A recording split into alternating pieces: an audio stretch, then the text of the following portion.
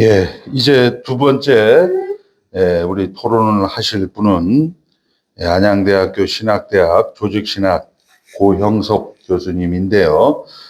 칼게톤 신조가 말하는 예수님의 이성 일인격을 가지고 토론을 해주시겠습니다.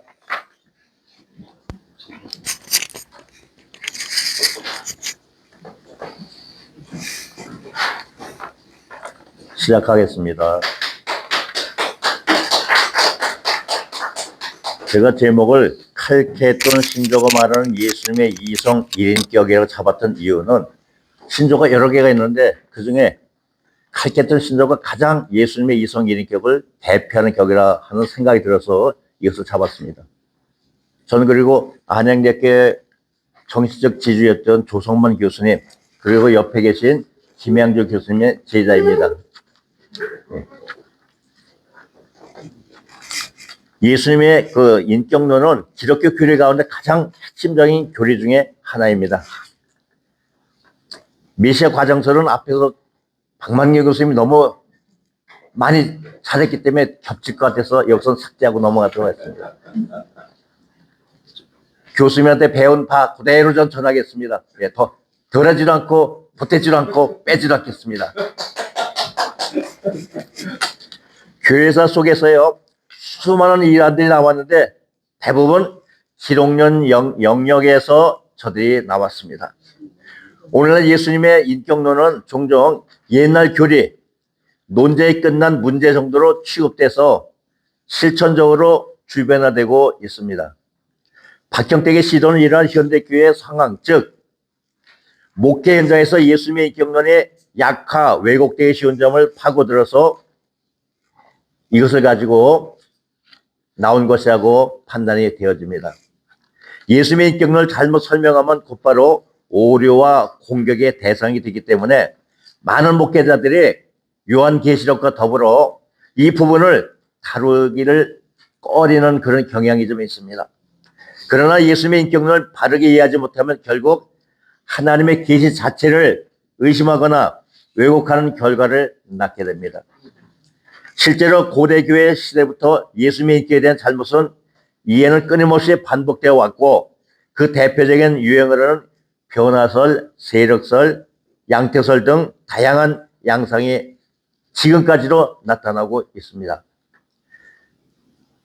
박경택의 메시아 과정서에 따르면 예수님은 이 땅에 오시기 전, 곧 창세전에 실제하신 성자 하나님이 아니라 사단의 시험을 통해서 점진적으로 나중에 하나님의 아들이었다 이런 이야기입니다. 본질적으로 같은 그는 어느 시점에서 하나님의 영이 점진적으로 과정을 통해 하나님의 아들이 되었다고 본 것과 본질적 같은 구조를 가지고 있습니다. 사단의 시험은 그분의 메시아가 되기 위한 반드시 거쳐야 하는 수준에 불과하고 그 과정을 통해서 비로소 하나님의 아들이 되었다고 주장하는데 이것은 이미 오래전에 이단이라고 검증됐기 때문에 굳이 이 시대에 와서 다시 거론해야 되는가 하는 생각을 해보게 됩니다. 예수님이 단지 인간을 태어났다가 어떤 과정을 통해서 강력한 인격적 감화를 받고 하나님의 아들로 변매했다는 식의 이해 혹은 신성의 힘이 인성 위에 독재적으로 군림하며 예수를 신격화된 인간 정도로 파악한 이론은 자유주의 신학이나 또는 종교 혼합적 사상에서 자주 발견되는 내용일 뿐 정통 개혁주의 신학에서는 도저히 용납될 수 없는 사항입니다. 본 논문은 예수님의 이성인격 교리에 대한 성경적 역사적 고백을 다시 한번 확인함으로써 박경택의 메시아 과정설의 역사적 정통신앙과 어떻게 어긋나 있는지를 밝히고자 합니다. 이를 위해서 사도신조, 니케아 신조, 니케아 콘스탄티노플 신조, 칼게돈 신조, 아다나시우스 신조와 더불어 개혁파의 표준인 웨스트민스터 신앙 고백서에 나타난 그리스도의 이성 일인격을 살펴볼 것입니다. 예수님의 인격론은 무엇인가? 예수님의 인격론이란 초대교회 교리문답과 신조적 신앙 고백들은 대체로 아버지와 주 예수 그리스도 혹은 창조주이신 아버지와 그 아들 예수 그리스도 그리고 성령을 함께 언급한 방식으로 삼일째 신앙과 기독론을 동시에 고백했습니다. 예수 그리스도는 하나님의 제2위격 아들이라 불리시는 분입니다. 아들의 독자성은 그가 아버지로부터 나신 하나님이시며 독생하신 아들로서의 하나님이시며 아버지와 함께 성령을 내어 보내신 분이라는 사실 안에 드러나 있습니다. 웨스트민스터 신앙고백서 제8장 2항은 다음과 같이 진술합니다. 삼일째 하나님의 제2위격이신 하나님의 아들은 참 하나님이시며 영원한 하나님으로서의 아버지와 한 본체이시며 또한 동일하시다. 그는 전적으로 온전한 신성과 전적으로 온전한 인성을 가지셨는데 이 두 성품은 하나의 인격 안에서 결합되어 있으며 분리되지 아니하고 변경되지 아니하고 혼합되지 않으며 서로 혼동되지 아니한다. 이 인격은 참 하나님이신 동시에 참 사람이며 한 그리스도이시며 하나님과 사람 사이의 유일한 중보자이시다. 요약하자면 예수님의 인격론은 한 인격 안에 신성과 인성이 존재하되 서로 혼합되거나 분리되지 않고 한 인격 안에서 연합되어 계신다는 교리를 말합니다. 이 이성 일인격의 이해는 삼일체 교리와 긴밀하게 연관되어 있으며 교회사 속에서 여러 이단 논쟁을 거쳐 정교하게 다듬어진 신앙의 핵심 교리입니다. 역사적 근거는 사도 신조, 니케아 신조, 니케아 콘스탄티플 신조, 칼케톤 신조, 아다나시오스 신조, 그리고 마지막으로 이제 역사적 이해를 보겠는데요. 사도 신조는 사도들의 신앙 고백을 모아놓은 것이지 이것을 사도들이 썼다는 우리는 보지 않습니다. 예수님은 승천 이후 약 300년 동안 로마 교회 박해가 지속되자 복잡한 성경의 모든 내용을 설교와 교리 교육만은 전달하기 한계가 있었고 이에 따라 요약된 신앙 고백이 필요하게 됐습니다. 사도 신조라는 이름은 사도들이 직접 저술했다는 의미가 아닙니다. 사도의 신을 그대로 계승한다는 의미에서 붙여진 것입니다. 잘못하면 사람들이 사도 신조하니까 이건 사도들이 썼구나, 저자가 사도구나, 그런 오해를 많이 하고 있습니다. 사도 신조는 모세와 선지자들 그리고 사도의 신앙 고백 위에 서 있으며 교회사적 정통 신앙을 지속적으로 보존한 역할을 했습니다. 어떤 경우는 사도 신조를 왜곡하거나 그 근본 취지를 부인하면 이는 교회가 이단을 취급해야 할 심각한 문제입니다. 박경택 씨가 이래서 이단을 취급을 당하고 있는 겁니다. 이 부분에 걸리기 때문에. 뭐 여기 말고도 계속 신조를 보게 되면 다 걸립니다. 안 걸린 데가 없어요, 하나도요. 그래서 제가 말로 다 일일이 다 설명하기보다는 그냥 고대 교회 신조들 이렇게 쭉 읽어가면서 박경택이 이래서 이단이었구나 하는 확실한 것을 알려드리고자 이것을 준비한 겁니다. 예수 그리스도의 인격과 사역을 다른 관점에서 분리하여 해석하고 가르친 것은 명백히 이단 사상입니다. 사도 바울이 했죠. 다른 복음을 전하면 저주가 임할 거다. 이 얼마나 무슨 말입니까? 다른 복음. 다른 복음은 뭘 말해요? 이 고대 교회로부터 내려온 신앙의 고백을 왜곡하거나 변경하거나 자기 주관적으로 해석해서 적용할 때 이것이 바로 다른 복음입니다. 니케아 신조 AD 325년 콘스탄틴 황제는 교회 교리를 통일하기 위해서 니케아 공회를 소집했습니다. 당시 교회는 동서로 분열될 위험에 직면해 있었기 때문에 특히 아리우스가 그리스도의 신성에 성부의 신성과 동일하지 않다고 주장했습니다. 그리고 교회를 큰 혼란에 빠뜨렸기 때문에 아다나시오스는 그리스도는 아버지의 영원한 아들이며 아버지와 동일 본질이라고 강력히 주장했습니다. 니케아 신전 이런 논쟁 속에서 정립된 기독론적 신앙 고백으로 교회사 전반에 걸쳐 정통 교리의 기준으로서 인정이 되어 왔습니다.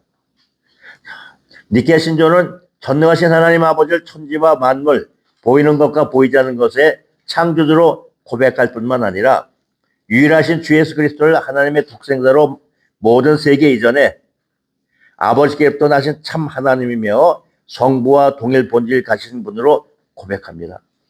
그는 우리와 우리 구원을 위해서 하늘에서 내려오셨고 성령으로 동정녀 마리에서 육신을 취하셔서 사람이 되었으며 본디오 빌라도의 아래서 십자가에 못 박혀 죽으시고 장사되었다가 성경대로 사흘 만에 부활하시고 하늘에 오르셔서 성부의 오른편에 앉아 계시다가 산자와 죽은 자를 심판하러 다시 오실 주님으로 고백합니다. 이 고백 속에서 우리는 예수님의 참된 신성과 참된 인성 그리고 그분의 구속사 사역이 분명하게 표현됐음을 확인하게 됩니다. 니케아 콘스탄티필 신조 AD 381년 데오도시우스 황제는 콘스탄티노플에서 제2차 세계 공회를 소집했습니다. 이 회의는 니케아 공회 이후 계속된 기록론 논쟁을 정리하고 특히 성령의 신성과 동질성을 명확히 하는 한편 니케아 신조를 일부 부안 확정에 위한 회의였습니다. 네 번째 칼케톤 신조 AD 451년 데오도시우스 2세에 의해 칼케톤에서 4차 세계 공회가 소집되었습니다. 이 공의회는 유티케스주의, 네스토리오스주의, 아폴레리오스주의, 아리오스주의 등 기독론과 관련된 여러 이단들을 규탄하고 그리스도의 신성과 인성에 관한 정통 교리를 확정하기 위한 모임이었습니다. 이 회의에는 약 520명에서 630명에 이르는 주교와 감독들이 참석하였는데 교황 레오 1세의 사절 두 사람과 아프리카에서 망명해온 두 감독을 제외하고는 대부분 동방계의 감독들이었습니다. 아다나시우스 신조 아다나시우스는 알렉산드리아에서 태어나 그곳의 교리학교에서 신학교육을 받았으며 감독 알렉산더 아래서 집사로 섬기다가 325년 니케아 공의회에 참석하여 아리오스 이단에 맞서 그리스의 참된 신성과 인성을 적극적으로 변화했습니다. 그는 여러 차례 추방과 복귀를 반복하면서 성경에 따른 그리스도의 양성 교리를 끝까지 지켰고 381년 콘스탄티노플 공의회에서 아리오스파가 최종적으로 패배하고 정통신학이 확립되는데 결정적인 역할을 했습니다. 이른바 아타네스의 신조는 사도신조, 니케아 신조 더불어 고대교회의 세 주요 신조로 불립니다.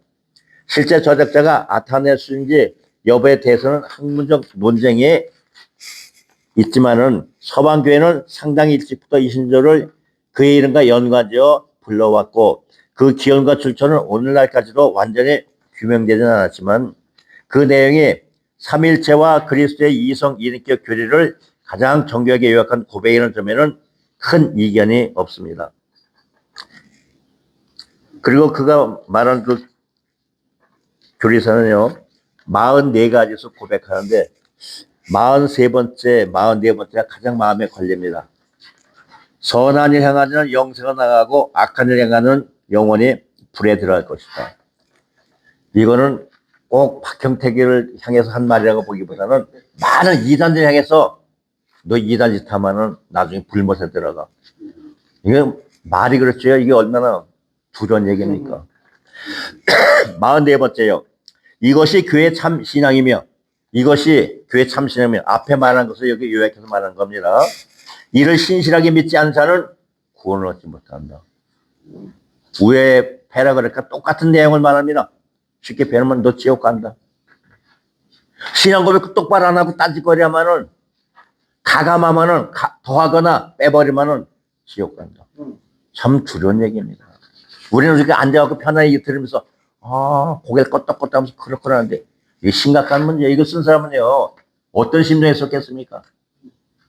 이것이 주님이 오신 그날까지 계속 지속되고 믿고 따르는 자는 구원을 얻으리와 왜곡하고 딴 말을 하면은 그 사람은 뜨거운 불못 속에 지옥에 들어간다는 엄중한 경고의 말씀입니다. 역사적 이해를 살펴보겠습니다. 예수 그리스도의 인격에 대한 이해는 교회사 2000년 동안 여러 가지 형태로 나타났습니다. 그리고 종말론적 관점에서 볼 때 말세에는 이런 다양한 인화적 견해들이 다시금 집약되어 등장할 수 있기에 오늘날 사는 성도들은 역사적 논쟁들 충분히 연구하고 분별력을 준비해야 되겠습니다. 에비온파 AD 2세기 초에 등장한 에비온파는 그 명칭이 가난한 자들이라는 히브리어에서 유래한 것으로 알려져 있습니다. 이들은 모세와 율법과 종교의식을 버리지 못한 유대계 그리스인들로 할례와 안식을 특별히 중시하며 모세율법 전체를 준수하려고 했습니다. 예루살렘을 하나님의 특별한 거처로 숭배하는 성향도 강했습니다. 에비온파는 예수를 요셉과 마리아 사이에서 태어난 보통 사람, 하나님이 아닌 보통 사람, 마지막 위대한 예언자 정도로만 이해했고 영원한 하나님의 아들이라는 고백을 부정했습니다. 두 번째, 그노시스파. AD 2세기형 초대교회에 침투한 그노시스 주의는 매우 위험한 이단 사상으로 소수의 선택된 사람들만의 비밀스러운 영적 지식을 소유한다고 주장했습니다. 그들은 물질적인 세계를 회복 불가능한 악으로 규정했고 세계 창조주신 구약의 하나님을 궁극적 최고 존재가 아니라 데미우스고스라고 불리는 하급 신격으로 각화시키려 했습니다. 역사적 예수에 대해서도 그들은 예수의 인성이 단지 겉모양에 불과하거나 십자에서 실제로 죽은 분은 참된 신성이 아니라 단지 인간 예수라고 주장함으로써 그리스도의 참된 인성과 구속사역을 훼손하였습니다. 아리안파. AD 320년경 이집트 알렉산드의 장로 아리우스에서 주장된 아리안주의는 성부 하나님과 성자 예수 그리스도 사이에 본질적인 차이가 있다고 봤습니다. 그리스도는 모든 피조물 가운데 최초이자 가장 뛰어난 존재로 무에서 창조된 피조물이며 하나님과 피조물 사이의 중개자로서 우주 만물 창조한 도구로서 사용되었다고 주장했습니다. 이러한 그리스도는 오늘날 여호와의 정인성에서 그대로 이어지는 사상적 선조로 평가되겠습니다. 아폴리나리안파. AD 4세기 소아시아 라오디게의 감독 아폴리나리우스와 그의 추종자들이 주장한 아폴리나리안주의는 AD 381년 콘스탄티플 공의에서 공식적으로 정제되었고 이들은 그리스도의 인성 가운데 이성적 영혼의 자리를 로고스가 대신한다고 하여 그리스도의 인성이 완전하지 않다고 주장했습니다. 다시 말해 그리스도 안에는 참된 인간 정신이 존재하지 않고 그 자리에 신적 로고스가 들어와 있다고 보는 것입니다. 이는 인간을 영혼 육으로 삼분하는 이해를 잘못 적용한 결과로 그리스도의 참된 인성과 참된 인격성을 부정하는 심각한 오류입니다. 다섯 번째, 네스토리우스 안파. 네스토리안파. AD 328년경 콘스탄티노플 대주교였던 네스토리우스의 사상에 비롯된 네스토리안주의는 AD 431년 에베소 공의회에서 정제되었고 이후 AD 436년경 네스토리우스는 추방되어 아라비아, 인도, 파키스탄, 중국, 대륙 등지에서 영향을 끼쳤습니다. 네스토리우스는 그리스도의 신성과 인성을 지나치게 분리함으로써 사실상 두 인격이 병존하는 것처럼 이해하게 만들었습니다. 이는 이성 일인격의 교리를 부정하고 신성과 인성이 느슨하게 결합된 두 인물로 그리스도를 분열시키는 결과를 낳았습니다.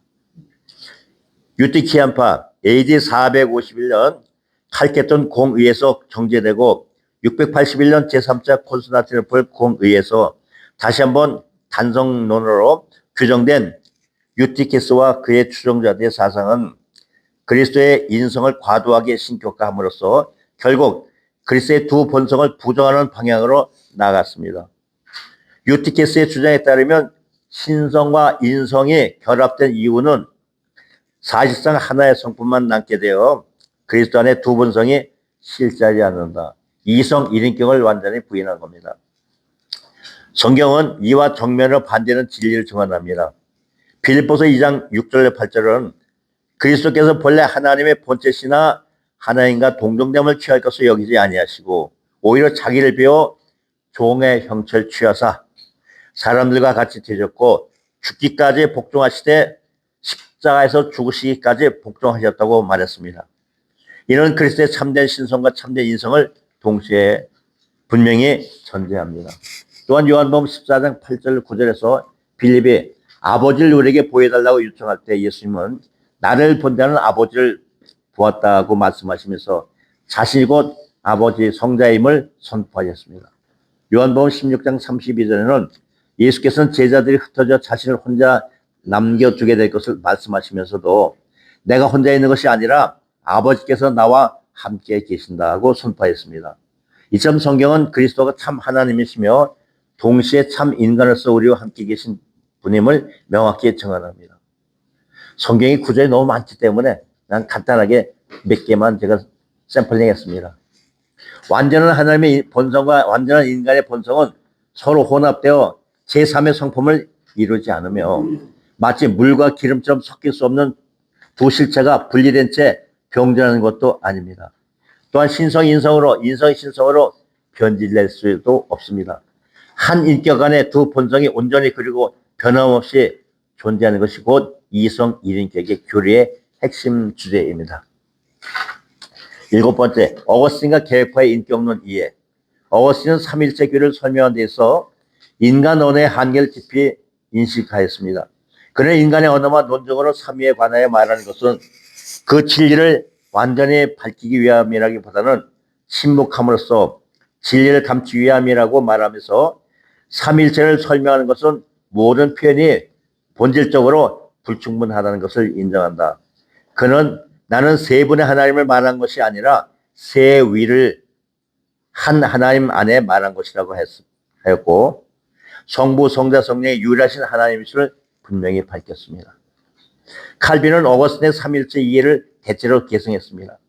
그는 하나님의 일체성을 설명하기 위하여 인간 영혼을 비유로 사용하는 어거스틴의 시도에는 조심스러운 태도를 보이지만 삼위임에서 동시에 한 본체이신 하나님을 이해하는 데 있어서 어거스틴의 기본 입장을 따릅니다.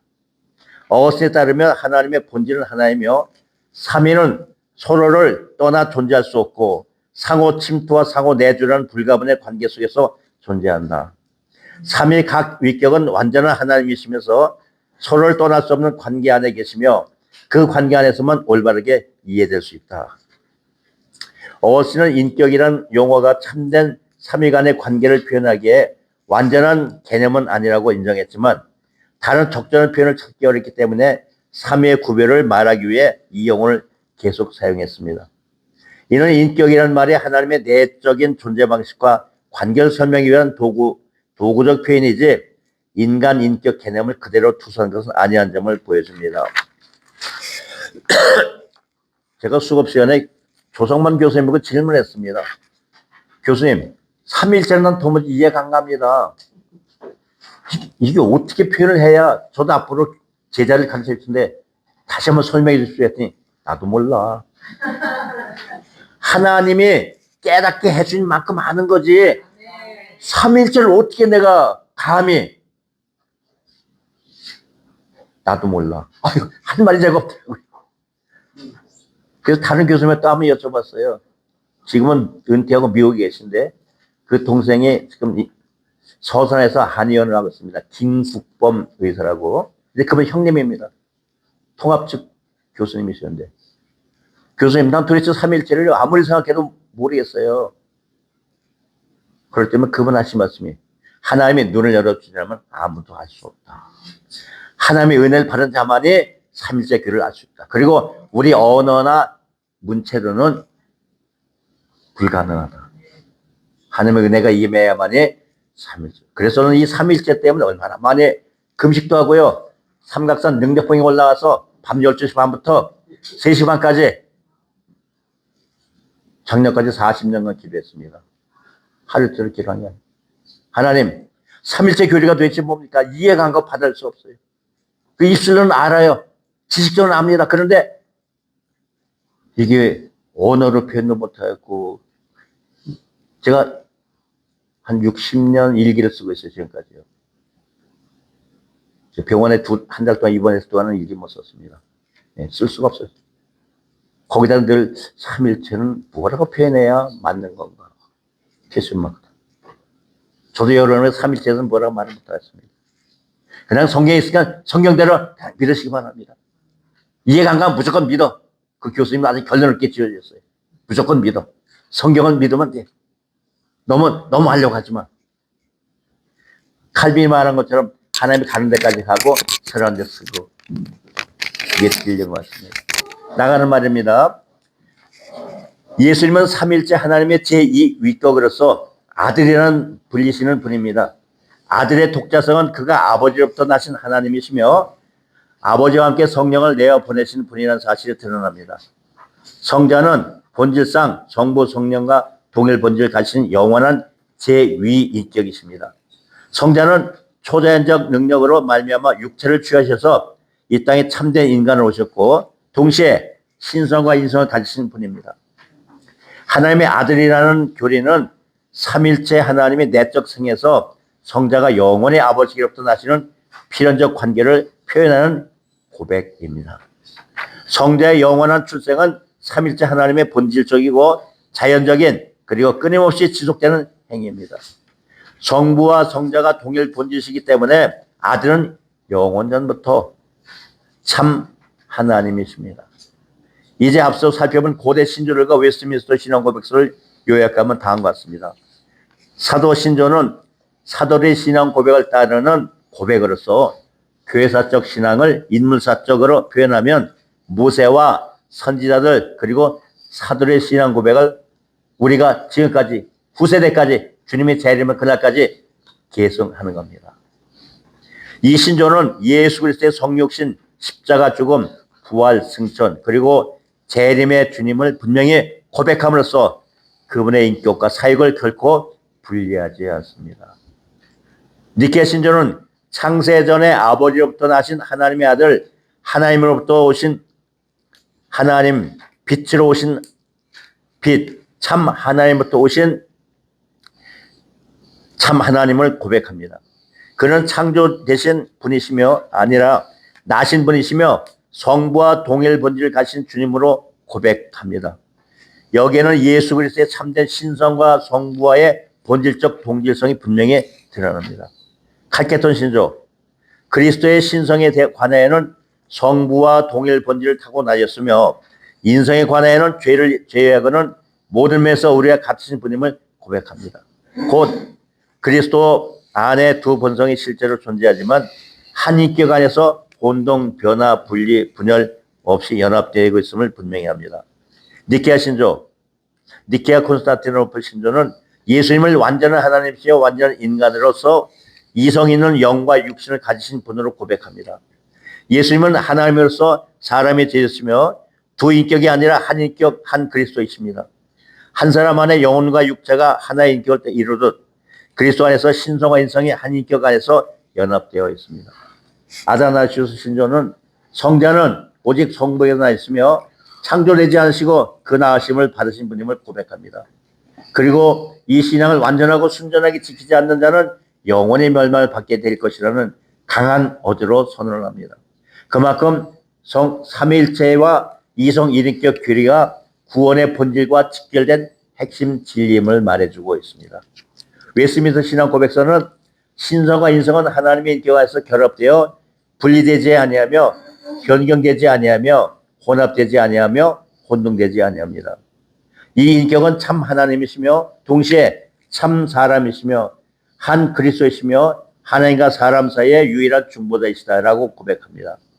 개혁파 전통은 이러한 고백 위에서 예수 그리스도의 이성 일인격의 교리를 견고하게 유지해 왔습니다. 이상의 신조를 종합해 볼 때 예수님의 이성 일인격을 사실상 부정하는 박형택의 메시아 과정설은 초대 교회 이후 우리 믿음의 선조들이 한결같이 고백해온 정통신앙과는 전혀 다른 노선에 서 있습니다. 그것은 교회사적으로 확립된 고백과 배치되는 것이기에 오늘 우리는 이단이라고 감히 말할 수 있습니다. 따라서 예수님의 인격론을 바로 이해하지 못한 채 역사적 신조와 신앙 고백서를 가볍게 여기거나 무시하는 태도는 교회사적 관점에서 볼 때 심각한 무지와 불신앙의 표현입니다. 오늘날 목회자는 물론 모든 성도는 고대 신조와 개혁파 신앙 고백이 증언하는 예수님의 이성 일인격의 교리를 정확히 알고 이 고백 위에 굳게 서야 할 것입니다. 우리는 단지 과거 교리의 논쟁의 유물이 아니라 오늘 여기서 우리가 참되게 예배하고 설계하며 구원의 확신을 누리기에 반드시 붙들어야 할 복음의 중심 진리이기 때문입니다. 마지막으로 가장 중요한 것은 교리 교육의 중요성입니다. 근데 교회 안에서는 교리 교육을 그렇게 중요하게 여기지 않아요. 심지어 성찬식도 1년에 3번, 4번. 저는 매월 첫째 주에 성찬식을 합니다. 원래 매주 해야 되는데 성경적 본다면 매주 할까 매너리즘에 빠지게 되더라고요. 그래서 한 달에 한 번씩 매월 첫째 주에 성찬식을 꼭 합니다. 그건 조성만 교수님한테 제가 배운 겁니다. 교수님, 성찬식 몇 번 해야 되지? 매주 해야 되는데 너무 하기가 복잡하지 않네. 그리고 교인이 많아지면 그럼 매주 하기가 쉽지 않습니다. 그럼 얼마나 해야 됩니까? 교인이 많으면은 1년에 서너 번 하고 교인이 300명 미만 되면은 매주 하고 교인이 10명 미만은 매주 하라고. 아직 조금 더 매주 하라 했어요. 매월 한 번씩. 성경대로 한다면은 교리 교육이 이렇게 중요한 건가 보다. 저는 사실 교리 교육을 배울 때 너무 따분하고 막 그래서 조직 신학을 별로 좋아하지가 않았어요. 근데 어떻게 배우다 보니까 10년이 넘게끔